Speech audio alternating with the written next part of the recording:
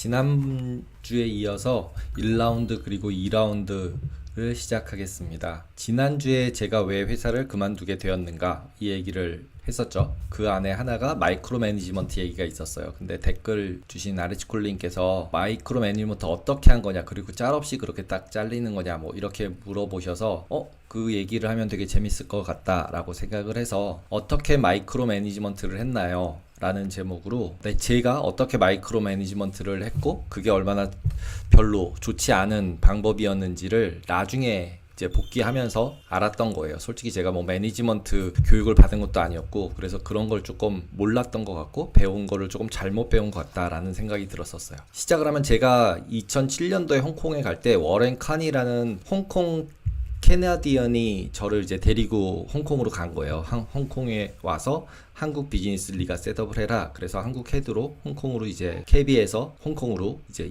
일하러 가게 된 거죠. 그래서 가족을 다 데리고 일하러 갔어요. 그래서 그 당시에는 또 이제 시기가 좋은 시기라서 뭐 굉장히 좋은 호텔에 좋은 비즈니스 클래스에 막 이렇게 해가지고 홍콩을 가서 집도 하우징도 잘 받고 돈도 잘 받고 그리고 갔어요. 그리고 워렌이랑 그 다음에 레이몬드라는 친구랑 그 다음에 마크 첸이라는 친구랑, 그래서 한 명이 세일즈 헤드, 한 명이 스트럭처링 헤드, 그 다음에 워렌 칸이 전체 헤드면서 트레이딩 헤드 이렇게 돼 있었어요. 그리고 항상 대부분은 트레이딩 헤드였던 사람들이 이제 되는 경우, 또는 세일즈 헤드였던 사람이 전체 헤드인 경우, 이런 종류가 좀 다른데 실제로 워렌 같은 경우는 트레이딩 쪽 헤드였어요. 그래서 워렌이 해서 가서 2007년도에 가서 서브프라임이 생기는 바람에 저희는 그때 셋업을 한 거라서 그때 돈을 제일 많이 벌었어요. 그렇게 해서 워렌 같은 경우는 핸즈 오프였어요. 자기 거래할 거 자기 거래하면서 저는 제가 마음대로 이제 모든 계획을 세우고 그 계획대로 그냥 하고 그 계획대로 한 거를 어떻게 했다고만 얘기를 해주면 아무런 뭐 이슈가 없었어요. 왜냐하면 워렌은 한국 비즈니스에 대해서 그렇게 특별하게 아이디어가 있는 게 아니었거든요. 그러니까 이제 저는 한국 ELS 비즈니스 셋업을 처음부터까지 다 한 거죠. 시스템서부터 같이. 그러고 나서 이제 워렌이 한 1, 2년, 2년 있다가 이제 서브프라임 끝나고 났더니 스탠차가 굉장히 너무 좋은 회사가 된 거예요. 미국 회사들이 다 망하면서 사람이 잘리니까. 그러면서 이제 사람을 데려와요. 어디서 데려왔냐면 메릴린치에서 데려왔어요. 메릴린치에서 천재라고 불리웠던 트레이더예요. 제임스 디카스트로라고. 블랙숄즈 모델을 다 외우고 블랙숄즈 모델을 뭐 그냥 머릿속에서 계산할 수 있는 사람이다. 뭐 변동성 얼마를 넣으면은 딱 옵션 프라이싱이 막 되는 사람이라는 거예요. 그것도 이그조틱 옵션들도 프라이싱이 된대요, 머릿속에서. 도대체 어떤 사람이냐. 근데 진짜 이 아저씨도 거의 사차원 같은 아저씨였어요. 근데 천재는 맞는 것 같았었어요. 그리고 집도 어마무시하게 부자고, 이분이도 완전 핸즈 오프였어요. 그냥 신경 거의 안 썼었어요. 그리고 이때도 저도 돈을 좀 잘 벌었었고, 그리고 이분도 해피하게 있었죠. 그래서 이분 같은 경우는 어느 정도인가 하면 섬에 가서 코끼리 타고 폴로 치고 오고 뭐 이러는, 뭐 자기 할아버지가 스페인의 산탄데르 뭐 이런 데를 세웠던 분이 막 할아버지고 이랬던 사람이에요. 그래서 막 섬 가지고 막 이런, 그리고 별의별 거 되게 많고 돈도 되게 많으면서 그냥 메릴에서도 돈 많이 벌어서 이제 했었어요. 그리고 이 제임스 디카스트로가 그 당시에 이제 인턴을 뽑으려고, 제가 세팅이 된 상태여서 이제 한국 직원을 뽑자 그래서 인턴 내지 그냥 직원을 뽑아라 네 부사수를. 그래서 이제 한 명은 인터뷰를 하는데, 서울에서 인터뷰할 때 그때도 저는 이제 천재를 또 만났죠. 여자친구였고 그 친구도 카이스트 수학과였던 친구예요. 그 친구도 랑 같이, 그래서 이 제임스 디카스트로랑 같이 할 때 제임스 디카스트로를 같이 뽑아서 일을 했었어요. 그때도 그 천재 소녀도 이제 거의 뭐 랭귀지도 그냥 들으면 금방금방 3개월이 막 하고 저랑은 정말 다르더라고요. 근데 문제는 부킹을 하다가 맨날 실수가 있어요. 그래가지고 엄청 이제 저랑 이제 트러블이 좀 있었죠. 그리고 그 당시에 인터뷰할 때 제임스 디카스트로가 스페인어로 그 친구한테 프랑스어로 블랙숄즈 모델을 풀어서 설명하라고, 증명하라고 그랬더니, 그때 저랑 같이 일했던 여자친구가 그걸 프랑스어로 블랙숄즈를 프루브를 했었어요. 그때부터 제가 천재랑 일을 하기 시작을 한 거예요. 그 전에도 또 천재였어요. 그래서 저는 왜 천재들이랑 일할까요? 저는 바보 같은데. 그래서 제임스 디카스트로가 있었고 메릴린치 출신이었어요. 근데 제임스 디카스트로가 중간에 이제 회사를 그만둬요. 폴리티칼리. 그러면서 이제 안드레아스라는 스페인 유태인이 이제 제 보스로 왔었어요. 이분도 완전 핸즈 오프. 신경도 하나도 안 써요. 그러니까 손익만 보고 하면 돼요. 숫자 하나. 끝. 뭐 리스크를 얼마 썼는지도 중요하지 않아요. 그거는 리스크 관리부에서 알아서 할 문제. 그리고 자기는 자기 매매를 열심히 해요. 샀다 팔았다 열심히 해요. 이런 스타일. 그 다음에 여기서 나오는 이 에드스틸이라는 사람이 마이크로 매니지먼트의 극치였어요. 지금까지는 메릴린치 사람들이었던 거예요. 그리고 제일 앞에서 봤던 워렌 칸은 도이치 있던 사람이고, 그리고 에드 스틸은 베어 스턴스에 있던 사람이에요. 그때 그래서 베어 스턴스에서 온 에드 스틸 같은 경우는 진짜 이그조틱한 ELS들을 하다 보니까 굉장히 디테일한 것까지 엄청 꼼꼼하게 챙기는 거예요. 그 전에 있었던 제임스 디카스트로나 아니면은 안드레아스 같은 경우는 다 플레인 바닐라 옵션들을 주로 했던 사람이어서 굉장히 디테일하게 챙기질 않아요. 그냥 볼이 얼마냐, 지금 디렉션 너 올라가냐 내려가냐 이 정도로 끝나면서 서로 쉐어하면서 그냥 뭐 리스크도 좀 열고 다니고 막 이랬거든요. 근데 에드 스틸은 그게 아니었어요. 이그조틱을 진짜로 했던 아저씨예요. 그래가지고 수식 하나하나 다 까고 손익 분석 다 하고 이러면서 저는 에드 스틸한테 엄청 많이 배우긴 배웠어요. 그러니까 손익 디컴퍼즈 하는 거, 모델 뭐 이런 것들 연락 깨지면서 엄청 배웠거든요. 그래가지고 이제 이렇게 매니지먼트를 하는 거구나 라고 저는 생각을 했었어요. 이그조틱은. 왜냐하면 관리가 안 되는 경우에 있어서는 손실이 엄청 크게 나니까. 근데 되게 아이러니하게 그렇게 관리가 다 되고 난 다음부터 에드 스틸 때부터 저도 손실이 나기 시작을 했었어요. 손실 난 적이 있었어요. 그 전까지는 돈 잘 벌었었거든요. 그래서 이게 디테일하게 까면 깔수록 꼭 수익이 나는 건 아니구나 이런 생각이 들면서 이게 운이었을 수도 있겠구나 라는 생각을 그때부터 하기 시작을 했죠. 내가 잘해서 돈을 번 게 아니라 리스크가 잘 매저가 안 되니까 이게 분석이 안 돼서 내가 막 포지션을 대충 보고 열고 다니고 이러면서 수익이 난 건가 보다 이런 생각을 이때부터 하기 시작을 했어요. 근데 배우기를 되게 마이크로하게 진짜로 매일매일 레포트 이메일로 다 보내야 되고 손익 분석 써가지고 다 보내야 되고 그랬었어요. 그런 사람이 에드 스틸이었어요. 근데 이 친구도 이제 본부가 이제 잘린다기보다는 이제 나뉘면서 에드 스틸이랑 안드레아스랑 두 팀에 있을 때 제가 이제 안드레아스한테 이제 가서 네 밑으로 가고 싶다 그래가지고 이제 안드레아스한테로 간 거였죠. 그래가지고 그때부터는 다시 또 돈을 벌었었어요. 그래서 어떻게 생각을 해보면 마이크로 매니지가 들어가면서 나도 돈을 못 벌었었네 이런 생각이 이번에 리뷰하면서 보니까 들더라고요. 그 다음에 이 친구들이 다 이제 진짜 연봉 높이 받았던 친구들이에요. 메릴에서 있었고 다 머리 노란 사람들이었고 그랬는데 이제 점점 다시 이제 사이즈가 커지면서 켄 혼이라는 친구가 UBS에서 돈을 잘 벌었던 친구, CT에서 돈을 잘 벌었던 친구예요. 그리고 이 친구도 이제 MIT고 저보다 10살이 어린 친구였어요. 근데 글로벌 헤드로 CT에 하다가 스카우트에서 또 온 거예요. 이런 친구들도 이제 미국, 홍콩 친구 였는데 이 친구도 지 혼자 막 매매만 해요. 그리고 그냥 숫자를 벌면 뭐 잘했다 그러고 하이 브로 뭐 이러고 맨날 이러다가 깨지면 막 지고 혼자 소리치고 지랄을 떨어요. 진짜로 그런 친구였어요. 어리면서 약간 다혈질이면서 되게 잘난 척하면서. 근데 이제 이 친구 같은 경우는 홍콩 내에 이그조틱 트레이딩을 하는 이제 MIT 멤버십 안에 들어있는 친구여서 이제 스탠차가 이제 이쪽 비즈니스를 다 접으면서 CS로 옮겼었어요. 그래서 자기 친구들한테로. 그래서 이 친구 같은 경우는 또 마찬가지로 자기가 막 그 매매를 열심히 하고 막 이랬던 친구예요. 그리고 이 친구도 되게 똑똑했어요. 그래서 지금 쭉 제가 말씀드린 거를 이제 제가 한 스탠차에 7년, 6년 있는 동안에 제 보스가 몇 명이 바뀐 거면 1명, 2명, 3명, 4명, 5명째였죠. 결론은 뭐냐면 한 사람이 2년 이상 있었던 적이 없어요. 제 보스는 계속 바뀌었고 저는 계속 회사를 다니고 있었던 거예요.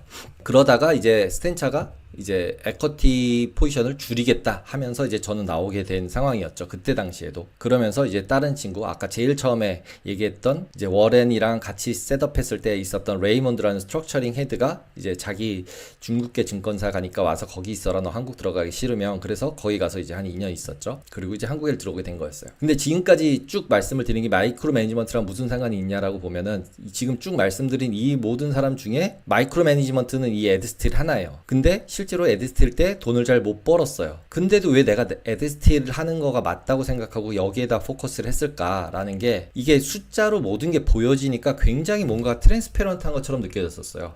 투명한 것처럼. 그리고 이렇게 매매하는 게 진짜 이그조틱인 것처럼 느꼈었어요. 그래서 이쪽으로 이제 포커스를 해서 이때 이제 배운 걸 가지고 한국에 들어온 거죠, 저는. 그래서 이제 마이크로 매니지먼트를 저도 저의 의도랑 상관없이 이렇게 된 게 맞는 거야 라는 생각으로 하면서 마이크로 매니지먼트를 하게 된 거예요. 그래서 어떤 마이크로 매니지먼트를 했냐 라고 해서 생각을 해보니까 그냥 간단하게 딱 3가지더라고요. 이메일로 뭐든지 보고하게 하고, 이메일로 에비던스 다 남겨라. 그 다음에 부킹되는 거는 이제 프론트랑 미들이랑 백으로 나눠져 있을 때 프론트에서는 아무것도 이제 결정되지 않게끔 회사 같은 경우 세팅이 딱 돼 있어요. 이메일 보내는 거 외에는 아무것도 못해요. 부킹하는 것도 딱 정확하게 부킹하고 나면 중간에 한 2명 정도가 다른 사람들이 또 리콘사일을 해요. 대사를 해서 똑같은지 아닌지를 거래 상대방까지 맞춰가지고 세팅하지 않는 한 부킹이 파이널라이즈가 안 안 돼요. 이제 이런 프로세스들이 계속 있는 거였죠. 그래서 이제 그런 것들을 다 셋업을 한 거예요. KB증권 되면서도 더 그랬고, 이제 현대랑 합병하면서 더 그랬고, KB투자증권 때는 처음부터 그렇게 세팅하면서 만들었었고, 그래서 합병하면서 이제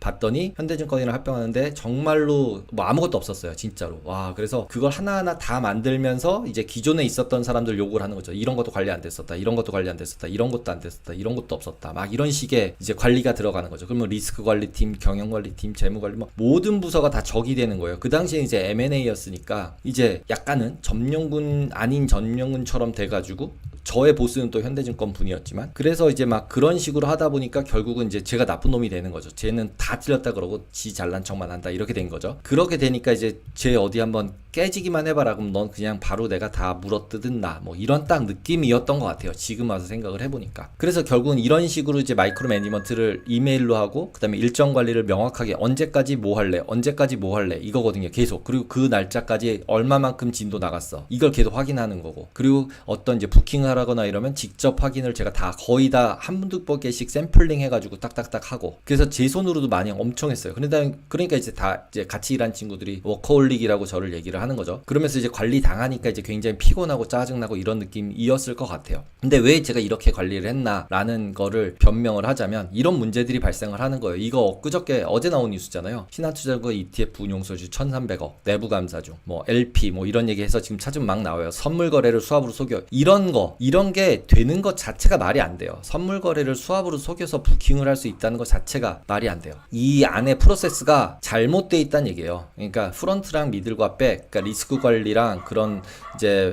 법규 관련된 거, 그 다음에 계약서 관련된 것들이 막 섞여 있거나 뭔가가 아레날이 잘못돼 있는 거예요. 롤 앤 레스폰시빌리티가 정의가 잘못되어 있는 거예요. 그런 상태다 보니까 기본적으로 이런 문제들이 발생을 하는 거죠. 그리고 아마도 신한이나 KB나 이런 이제 대형사들은 그래도 그거를 컨설팅을 받으면서 많이 고쳤을 거예요. 그리고 전산 개발도 다 하고, 그랬음에도 불구하고 어떤 부서는 그렇게 관리하고 어떤 부서는 그렇게 관리 안 하고 하는 경우들이 되게 많아요. 그래서 어느 부서에 어떻게 돼서 한지도 전 대략은 알긴 아는데 되게 얘기하기가 애매한 것 같아요. 그래서 어쨌든 이런 문제가 발생하는 거는 결국은 프로세스의 문제고, 대부분은 장외 파생 거래에서 문제가 발생을 하고, 그게 펑 하고 터지는 거는 장내 파생으로 나오게 되는 거죠. 여기도 아마도 그렇게 됐을 것 같아요.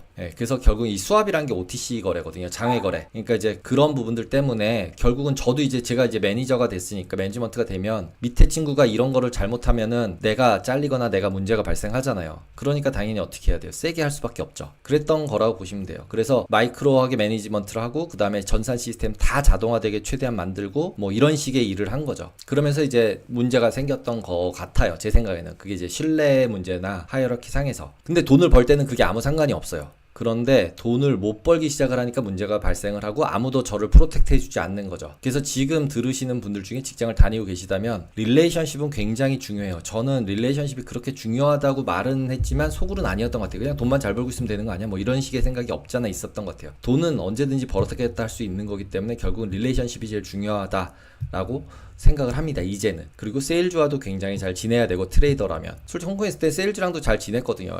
그래서 되게 친하고 그랬는데, 지금 와서 매니지먼트로 왔을 때는 그런 거 잘 못한 것 같아요. 그래서 그런 부분들을 이제 고려하셔서 해야 된다. 그래서 이제 챗GPT한테 물어봤어요. 제가 마이크로 매니지먼트에 대한 예제들 같은 걸 좀 만들어줘봐. 그랬더니 1번이 뭐였냐면, 모든 업무 절차를 통제한다. 직원들이 작업하는 방식, 사용 도구, 단계까지 구체적으로 지시하고 확인한다. 이거 딱 제가 했던 거예요. 엑셀로 제공하고, 엑셀도 제가 포매팅 만들어줘서 막 이거대로 다 채워서 만들어 오라 그러고 그랬었어요. 그러니까 임원이 그런 식으로 시키니까 되게 밑에 있는 친구들이 싫었을 것 같기도 해요. 다큐멘테이션도 제가 회사에서 썼던 다큐멘테이션들을 가져와서 이거에 맞춰서 다 만들어 하라 그러고, 뭐 한글로 바꾸라 그러고 막 이러니까, 그래서 생각해보니까 이렇게 했던 것 같아요. 두 번째, 과도한 보고 요구를 한다. 사소한 세부 사항까지 관리자가 보고 받고 싶어 한다. 근데 저가 이랬던 것 같아요. 그리고 모든 메일에서 보낼 때 관련자들에게 다 CC를 해라. 그래서 그거에 CC 받은 사람들은 한 번씩 읽어는 다 봐라. 이렇게 얘기를 했었으니까 결국 이메일 소통이 이런 거였죠. 그 다음에 결정권을 부여하지 않는다고 하는 게 세 번째로 이제 챗GPT가 준 거였는데, 그러니까 저는 이 정도는 아니었던 것 같지만 맨 마지막에 나한테는 한번 보여주고서 다음으로 넘어가자 라고 했어요. 어떤 프로젝트를 할 때. 그러니까 결국은 이것도 비슷한 것 같아요. 저한테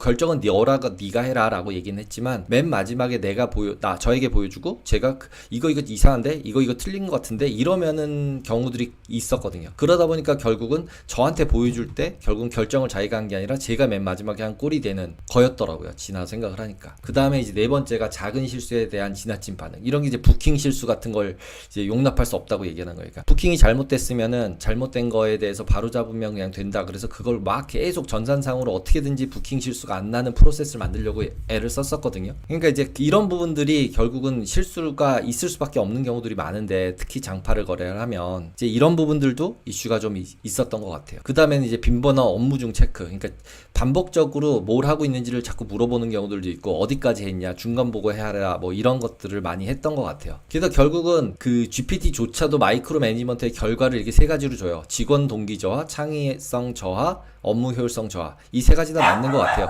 그래서 제가 이제 말씀드린 것처럼 제가 좀 잘못했다, 마이크로 매니지먼트를 하는 게 아니었다라고 말씀을 드리는 게 이 결과에 의거해서 직원들도 저를 프로텍트를 잘 안 하고 하다못해 옆 부서들도 제가 깨졌을 때 프로텍트를 안 하고 업무를 잘하는 것만으로서 회사 생활을 하는 건 아니라는 거를 잘 몰랐던 거죠. 그냥 내가 이렇게 열심히 일하고 이런 프로세스나 이런 다큐멘테이션과 이런 걸 다 만들면 당연히 나는 회사가 어프리시에이트 한다고 생각을 했는데 그렇지 않더라는 거죠. 결국 그냥 사람 사는 데기 때문에 어떻게든지 사람들과 잘 지내는 게 훨씬 더 유리한 거더라고요. 그래서 어떤 지금 현재 매니지먼트나 이런 걸 하시는 분이 계시면은 회사에서 그리고 이제 매니지먼트가 되실 분이 계시다면 마이크로 매니지먼트보다는 사람을 믿고 그냥 믿을 만한 사람을 딱 찾아서 그 사람에게 롤을 주는 게 맞지 내가 다 관리를 하는 것 자체가 별로 좋은 방법이 아니다. 그리고 거기 또 하나는 정확하게 믿을 수가 없으면 그냥 전부 사람을 다 바꿔야 한다 라는 게 저의 최종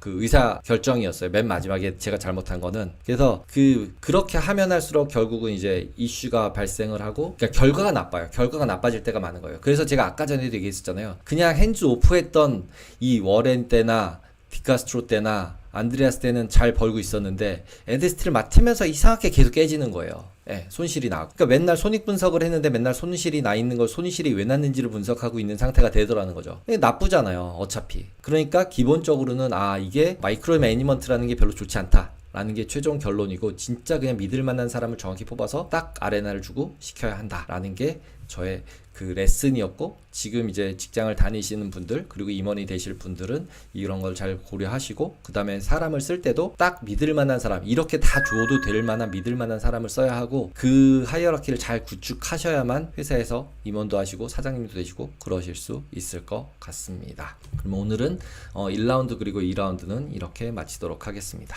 감사합니다.